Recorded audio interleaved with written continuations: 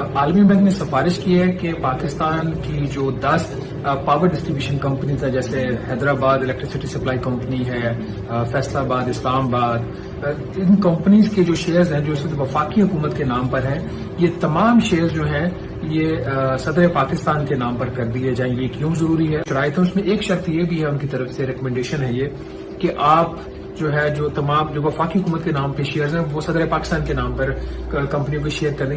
یہ کیوں ضروری ہے؟ یہ اس لیے ضروری ہے کہ جو اس وقت پاور ڈسٹریبیوشن کمپنیز ہیں، although these are owned by the federal government, لیکن ان کی حکومت کے مختلف اداروں کے نام پہ ان کے شیئر ہیں. تو جب یہ کمپنی اگر بک جاتی ہے تو سم ٹائمز اس کے جو شیئرز ہیں وہ ٹرانسفر کرنے میں ایک مسئلہ آتا ہے.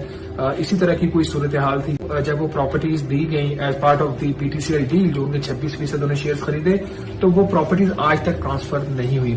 اگر یہ تمام شیئر صدر پاکستان کے نام پہ ٹرانسفر ہو جائے تو ایک کلیئرٹی آ جائے گی. لیکن کیا